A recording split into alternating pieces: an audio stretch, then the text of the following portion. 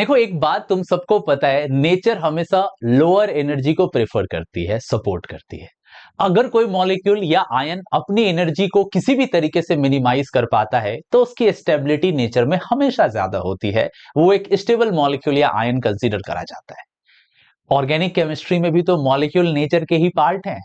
तो बहुत सारे ऐसे मॉलिक्यूल तुम्हें ऑर्गेनिक में देखने को मिलेंगे जो फ्लैट इस नेचर के एनर्जी प्रिंसिपल को सेटिस्फाई करते हैं। कई बहुत बड़े बड़े मैक्रो साइज के मॉलिक्यूल होते हैं जिसमें न जाने कितने सारे इलेक्ट्रॉन का कंजुगेशंस देखने को मिलता है। एग्जाम्पल के तौर पे केकुलीन हो सकता है, एग्जाम्पल के तौर पे बड़े बड़े फुलवेलिन्स हो सकते हैं, एग्जाम्पल के तौर पे कई macro sized multiple polyaromatic benzenoid code hydrocarbon हो सकते हैं, राइट। पर एक चीज कभी भी नहीं बदलेगी, वो है अपनी एनर्जी को मिनिमम करना, सो दैट कि वो अपनी स्टेबिलिटी को मैक्सिमाइज कर सके और मॉलिक्यूल नेचर में सक्सेसफुली और हैप्पीली एग्जिस्ट कर सके। मैं कुछ मॉलिक्यूल को तुम्हें दिखाऊंगा आज की क्लास में, जहां तुम देखोगे ये मॉलिक्यूल सिर्फ खूबसूरत ही नहीं है बल्कि इनके पास ब्रेन भी है। एक्चुअली मैं पढ़ाते हुए हमेशा बोलता हूं ये ब्यूटी विथ ब्रेन वाले मॉलिक्यूल होते हैं। यहां मॉलिक्यूल ब्रेन कैसे यूज करता है, ये अपने एक्सटर्नल पेरीमेट्रिक पाई इलेक्ट्रॉन्स को ही कंजुगेशंस में यूज करता है और एक पेरिफेरल या पेरीमेट्रिक रेजोनेंस ऑब्जर्व होती है जहां ये हक्कल रूल को फॉलो कर लेता है जो कि 4n+2 पाई इलेक्ट्रॉन्स है। अगर कोई इनर पाई बॉन्ड है या कोई कैविटी में अलग अलग तरह के एलिमेंट्स अपने लोन पेयर के साथ या पाई बॉन्ड के साथ आए हैं, ये उनको अपने साथ शामिल नहीं करता है। बिकॉज अगर वो लोन पेयर या पाई बॉन्ड रेजोनेंस में शामिल हो जाएंगे तो मॉलिक्यूल एंटी एरोमेटिक पेनल्टी को गेन करेगा, एनर्जी बढ़ेगी और स्टेबिलिटी भयंकर लेवल पे घट जाएगी। तो मैंने 6 मॉलिक्यूल लिए हैं स्क्रीन पे। पहले मैं तुम्हें समझाता हूं पेरिफेरल रेजोनेंस कैसे काम करता है और क्यों काम करता है। बट आज की लेक्चर इसके ऊपर तो है ही नहीं कि पेरिफेरल रेजोनेंस कैसे काम करता है। आज का लेक्चर यह है कि क्या हम नेचर के अगेंस्ट जा सकते हैं। क्या कोई ऐसा मॉलिक्यूल भी हो सकता है जहां पर हम पेरिफेरल रेजोनेंस को यूज ना करें।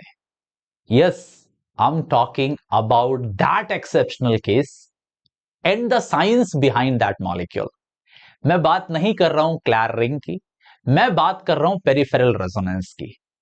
6 मॉलिक्यूल हैं, बहुत ध्यान से तुम देखो, एक नजर पहले इनके ऊपर डालो।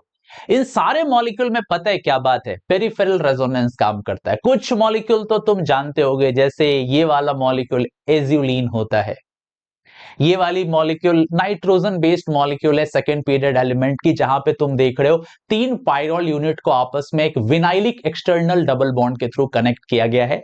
सेम इसी का एनालॉगस मैंने ऑक्सीजन के साथ बनाया है। पता है इन सब में कॉमन क्या है, पेरिफेरल या पेरीमेट्रिक रेजोनेंस, जहां इलेक्ट्रॉन आउटर सर्किट पे घूम रहे हैं। इस स्ट्रक्चर को ध्यान से देखो, मैंने बना रखा है। तुम देखो पाई इलेक्ट्रॉन बाहर बाहर बाहर बाहर बाहर बाहर बाहर घूम रहे हैं। ओवरऑल 14 पाई इलेक्ट्रॉन्स इसके अंदर है। जो ये सेंट्रल डबल बॉन्ड है इसको नॉन हक्कल या नॉन क्लैर बॉन्ड बोलते हैं। इसको रेजोनेंस में साथ लिया ही नहीं जा रहा है, बिकॉज अगर मैं उसको इंक्लूड कर दूंगा तो ओवरऑल 16 पाई इलेक्ट्रॉन्स हो जाएंगे, फिर एंटी एरोमेटिक वाला केस आ जाएगा। तो ये बीच वाले बॉन्ड को साफ छोड़ देता है कि भैया हम तुमको साथ लेंगे ही नहीं, हम बाहर बाहर घूम जाएंगे। सो जब मैं इसको ब्रोमीन वाटर के साथ रिएक्ट कराऊंगा तो ब्रोमिनेशन हो सकता है, हाइड्रोजन निकल के साथ रिएक्ट कराऊंगा तो सेंट्रल पाई बॉन्ड रिड्यूस हो सकता है, बेयर रिएजेंट के साथ रिएक्ट कराऊंगा तो यहां पे डाइहाइड्रॉक्सी कंपाउंड बन सकते हैं। एक्चुअली में इस पाई बॉन्ड को पूरी तरीके से समाज से बाहर कर दिया है इस पाइरीन मॉलिक्यूल ने। पेरीमेट्रिक रेजोनेंस को फॉलो करा जा रहा है ताकि एक आउटर एक्सटर्नल सर्किट पे रोमेटिसिटी को अटेन किया जा सके। सेम तुम इस मॉलिक्यूल में देखते हो। इनफैक्ट नाइट्रोजन को बिल्कुल ही छोड़ दिया गया है कि भैया तुम मेरे साथ मत आओ, हमारा तुम्हारा कोई रिश्ता नहीं है। हम पेरिफेरल वे में आउटर रेजोनेंस में जाके 10 पाई इलेक्ट्रॉन रखेंगे। हम साइक्लिक हैं, प्लेनर है, कंप्लीट कंजुगेशन है, हक्कल रूल को भी फॉलो कर रहे हैं, ऑब्वियसली हम एरोमेटिक कंपाउंड है। बट अगर नाइट्रोजन के लोन पेयर को मैं बीच में घुसा देता हूं, नाइट्रोजन को भी sp2 हाइब्रिडाइज्ड कर देता हूं, तो ये 12 पाई इलेक्ट्रॉन के साथ एंटी एरोमेटिक पेनल्टी ले लेगा। अगेन नेचर एक्सटर्नल लूप को फॉलो कर रही है सो दैट कि अपनी स्टेबिलिटी को मैक्सिमाइज कर सके। रुको, ट्विस्ट आएगा। मैं अगले मॉलिक्यूल में देखता हूं, बड़ा प्यारा सा मॉलिक्यूल है नाइट्रोजन। तीनों नाइट्रोजन को आपस में छोड़ दिया गया है कि दादू अंकल आप ऐसे ही रहो, हम पेरिफेरल वे में रेजोनेंस कर लेते हैं, अपनी स्टेबिलिटी को मैक्सिमाइज कर लेते हैं हक्कल के थ्रू। तुम देख पा रहे हो 18 पाई इलेक्ट्रॉन के साथ सिस्टम खुद को स्टेबलाइज कर रहा है। नाइट्रोजन से हाथ जोड़ के विनती करी गई है, आप चुपचाप बैठे रहिए, आग के सामने रहिए और सेकते रहिए, आपको हम रेजोनेंस में नहीं लेंगे। बिकॉज अगर आप हमारे साथ रेजोनेंस में आ जाएंगे समस्या हो सकती है, हम पेरिफेरल वे में घूम रहे हैं। सिमिलरली हम यहां पर ऑक्सीजन डेरिवेटिव में देखते हैं, पर यहां एक पॉइंट मैं बता देता हूं, मॉलिक्यूल नहीं है फिर भी। अगर मैं ऑक्सीजन की जगह थर्ड पीरियड का कोई एलिमेंट यूज करता हूं जैसे सल्फर या और नीचे के एलिमेंट सेलेनियम, सिमिलरली मैं नाइट्रोजन की जगह यूज करता हूं फास्फोरस या आर्सेनिक, तो फिर यही सिस्टम एरोमेटिक नहीं रहेगा, ये नॉन प्लेनर हो जाएगा और पेरिफेरल रेजोनेंस या पेरिमेट्रिक रेजोनेंस टूट जाएगी। बिकॉज फिर सेंट्रल कैविटी नहीं मिल पाएगी तुम्हें। यहां तुम देख रहे हो बीच का छोटा सा सेंट्रल कैविटी है, जिसके वजह से सारे नाइट्रोजन एक गैप पे हैं ऐसे करके, 1 2 3। अगर मैं साइज को बढ़ा दूं, सल्फर या सेलेनियम कर दूं, तो कैविटी नहीं रहेगी, इनके बीच में रिपल्सन से स्टार्ट होगा और मॉलिक्यूल किसी फ्लोरल जैसा, फूल की पंखुड़ियों के जैसा, बास्केट के जैसा खुल जाएगा, फिर नॉन प्लेनर हो जाएगा। पर थैंक गॉड हमने ऑक्सीजन यूज किया है, नाइट्रोजन यूज किया है, सेकंड पीरियड के एलिमेंट। अगेन तुम देख रहे हो पेरिमेट्रिक रेजोनेंस है। सिमिलरली इस मॉलिक्यूल में भी पेरिमेट्रिक रेजोनेंस देख रहे हो 14 पाई इलेक्ट्रॉन के साथ। एज्यूलिन को तुम सबने जेई में देखा होगा, नीट में देखा होगा, एनसीईआरटी में देखा होगा। अगेन ये भी एक एरोमेटिक कोर है। बट मेरा अब आपसे एक क्वेश्चन है जो मैं अगली स्लाइड में तुम्हें दिखाने जा रहा हूं। सिस्टम हमेशा प्रेफर करता है लोअर एनर्जी को, हम ये समझ गए। मॉलिक्यूल खुद को स्टेबलाइज करने के लिए पेरिफेरल या पेरिमेट्रिक रेजोनेंस यूज करती है, ऐसा करके हक्कल कोर हो जाता है, ये भी हम समझ गए। Everything is looking good and fine. But मेरा आपसे बड़ा क्वेश्चन है स्क्रीन पे कि can we avoid peripheral resonance?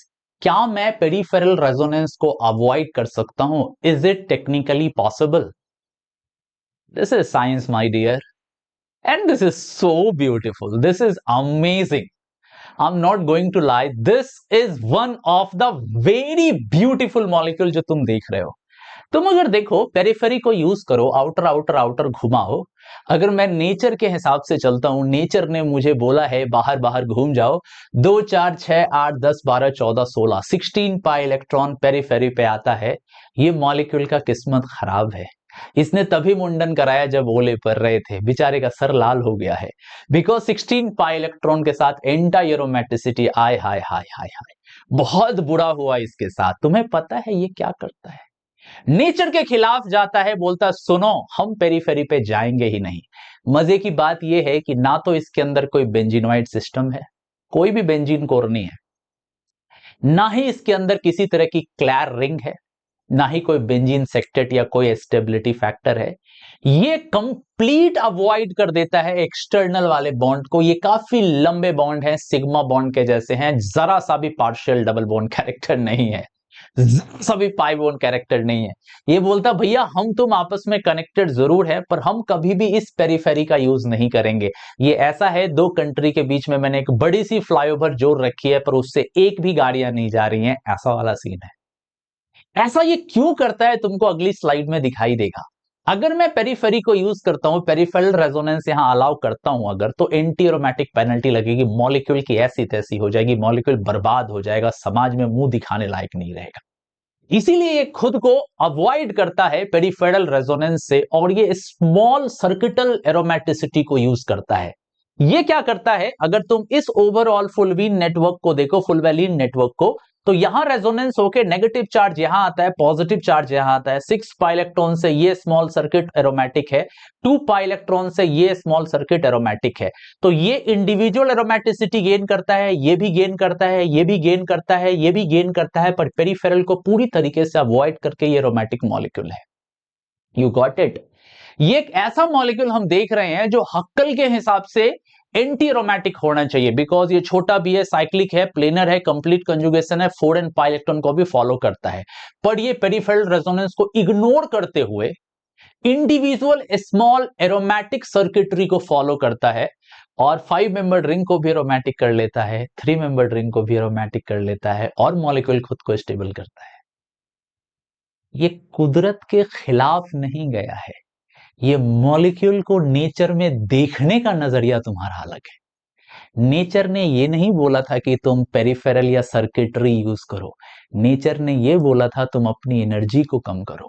इस भाई साहब ने सर्किटल पेरिफेरल पेरीमेट्रिक रेजोनेंस को अवॉइड करके नेचर की ही तो बात मानी है, पर बात मानने का तरीका इसका अलग है। You got my point. सारे के सारे एनिमल किंगडम के हर एक जीव जरूरी तो नहीं है जमीन पे ही रहेंगे, कुछ पानी में भी रहेंगे, कुछ हवा में भी रहेंगे, राइट। तो मॉलिक्यूल नेचर को सपोर्ट करने के लिए जरूरी नहीं है कि किसी यूनिफॉर्मिटी को ही फॉलो करे कि भैया हम पेरिफेरल रेजोनेंस ही यूज करेंगे। ये पेरिफेरल को अवॉइड भी कर सकता है, और पेरिफेरल को अवॉइड करने से नतीजे क्या मिले, भाई ने एनर्जी कम कर लिया। और नेचर यही तो चाहती थी, कुदरत यही तो चाहती थी कि भैया तुम एनर्जी को कम करके रखो सो दैट कि तुम मेरे साथ बने रहो, स्टेबल रहो। वही तो इसने किया है। मैं ना तुम्हें दो इंटरेस्टिंग मॉलिक्यूल और बताता हूं, सेम चीज देखो, ये है कोडोनिन और ये है कोरेन्युलिन। अगर तुम इसको कैलकुलेट करो पाई बॉन्ड से ना, तो तुम पाओगे इन दोनों molecule again anti aromatic penalty ले लेगा। जैसे पिछले वाले केस में ये 16 पाई इलेक्ट्रॉन था, इस वाले केस में ये 24 पाई इलेक्ट्रॉन है और 20 पाई इलेक्ट्रॉन है। हो गया ना एंटी एरोमेटिक, हो गया ना एंटी एरोमेटिक। पर ये क्या करता है, ये इंडिविजुअल बेंजीन सेक्टेट या क्लैर को फॉलो करता है। अगर तुम ध्यान से देखो, इसमें एक बेंजीन रिंग, दो बेंजीन रिंग, तीन बेंजीन रिंग है। ये जो इंडिविजुअल बेंजीन सेक्टेट है ना, इसको क्लैर रिंग बोलते हैं। एनरिच क्लैर 1974 में इस चीज को एक्सप्लेन करा गया था। तो ऐसे मॉलिक्यूल इंडिविजुअल स्मॉल सर्किट के तौर पे होते हैं। मैं बता दूं मैं क्यों दिया, क्योंकि ये मॉलिक्यूल क्लैर नहीं था जिसपे हम बात कर रहे हैं, यहां पे क्लैर था। तो इस मॉलिक्यूल को एक्सप्लेन करने के लिए ना तो तुम पेरिफेरल रेजोनेंस यूज कर सकते हो, ना ही तुम यूज कर सकते हो क्लैर रूल को। ये एक बड़ा ही बेमिसाल खूबसूरत लाजवाब मॉलिक्यूल था। मैंने एग्जांपल के लिए बस कोरोनिन और कोरेन्युलिन दिखा दिया। इसमें 3 क्लैर रिंग है, उसमें 2 क्लैर रिंग है। तुम्हें पता है इसमें 4 तरह के बॉन्ड होते हैं, आर एफ एस एच, मतलब rim bond, flank bond, spoke bond और हब बॉन्ड। कभी टाइम मिला तो कोरेन्युलिन पे बात करेंगे। जानकारी के लिए बस मैंने बता दिया कि इसमें 20 पाई इलेक्ट्रॉन होने के बावजूद ये एरोमेटिक है, और कोरोनिन में 24 पाई इलेक्ट्रॉन होने के बावजूद वो एरोमेटिक है। बिकॉज यहां पर एंटी एरोमेटिक पेनल्टी को बचाने के लिए ये आउटर लूप में जाता ही नहीं है, इंडिविजुअल बेंजीन सेक्टेट को रखता है। इसमें 3 क्लैर हैं, उसमें 2 क्लैर हैं। अगर तुम ब्रोमीन के साथ इंटरैक्ट कराओगे, ये इंटरैक्ट कर देगा। ओजोनोलिसिस कराओगे, ये बीच से टूट जाएगा। बेयर कराओगे, यहां पे 2 OH, यहां पे 2 OH, यहां 2 OH लग जाएगा। मतलब ये पाई बॉन्ड इंक्लूड ही नहीं करे जा रहे हैं पेरीमेट्रिक रेजोनेंस में। कितना खूबसूरत ये नहीं है, कितना खूबसूरत है। मतलब कुदरत में खुद को स्टेबल रखने के लिए क्या नए नई चीजें ये अपनाते हैं। कभी ये पेरीमेट्रिक रेजोनेंस को यूज करते हैं, कभी ये इंडिविजुअल बेंजीन सेक्टेट के थ्रू जा रहे होते हैं, कई बार ये क्लैर के जैसा दिखाई देते हैं, और कई बार तो ये किन्हीं को भी फॉलो नहीं करते, अपनी स्टेबिलिटी अपने बलबूते पे सॉल्व करते हैं। जो तुमने पिछले वाले केस में डिहाइड्रो डाइफुलवेलिन वाला सिस्टम देखा था, राइट। आई होप तुम्हें पसंद आया होगा, अगर ये सब्जेक्ट तुम्हें पसंद है तो। और ऐसे मॉलिक्यूल कई सारे जेई में, नीट में, अलग अलग टेस्ट सीरीज में भी दिखाई देते हैं। अपना ख्याल रखिए, मेहनत करते रहिए, और बहुत सारी जानकारी तुम्हें स्क्रीन पे दिख रही होगी और पिन कमेंट में भी अवेलेबल है। Thank you so much, take care, bye bye, love you all, this is your M K sir, see you.